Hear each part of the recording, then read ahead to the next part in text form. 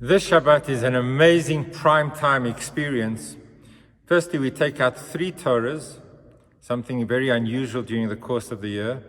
And we also have 53 of the commandments of the Torah appearing in the reading of tomorrow.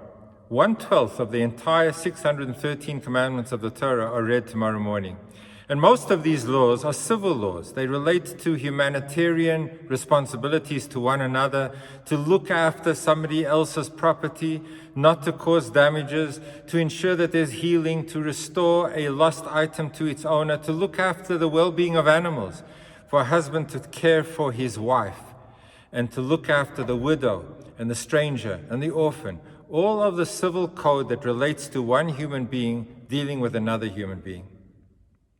And what is interesting is that the first letter that introduces this whole section of the Torah is a conjunction, the letter V, and Ve'ele hamishpatim, and these are the commandments of the Torah that relate to our civil law.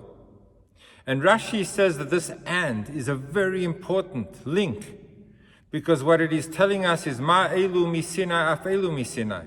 Just as the ritual laws of our religion were rooted in Sinai, in a God-given source, so too our humanitarian laws, our responsibilities to one another, are rooted in a God-given law that came from Sinai.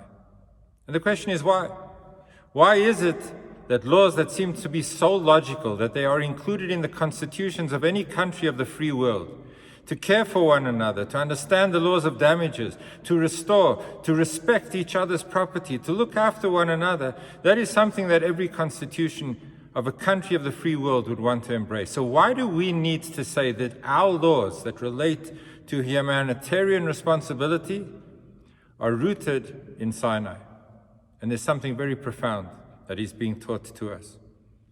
A human being has such a tendency to be subjective, to evaluate truth based on our perspective of the world.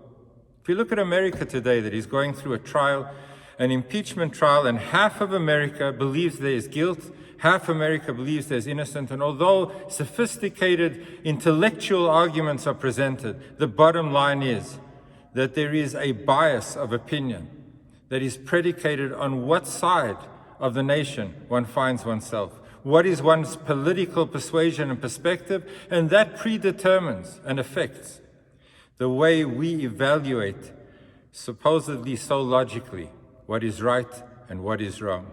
That is the frailty of a human mind, is that it has elasticity. It can be stretched in every direction. It can be utilized to give an answer and give a reason and to justify any position that we want to take. How is it possible that a country like Germany decades ago, that was supposedly a country that cared for culture, that cared for intellectual pursuit, that supposedly had so many laws that preserved politeness in society, a country that embraced learning, how could it descend into such a place that it allowed for the murderous machine of the Nazis to cause annihilation and Holocaust? How could that country, supposedly so sophisticated, allow that to happen? And it is because human minds can explain anything. If you desire to have an enemy, you can explain that the Jew, God forbid, is the vermin of the world, and therefore it is a favor to society to destroy and to kill and to annihilate. And even professionals and even doctors became part of that war machine of destruction and hate. The human mind can be stretched in almost every direction. And so very profoundly, our religion is telling us, Ma elu mi Sinai, just as the rituals of our religion, the spiritual responsibilities that happen in shul and happen between ourselves and God are rooted in Sinai, in a God-given law, so too our understanding of not killing, of caring, of looking after one another, of being responsible citizens, it is rooted in the bedrock of a religious, Jewish, godly doctrine that was given to us at Sinai.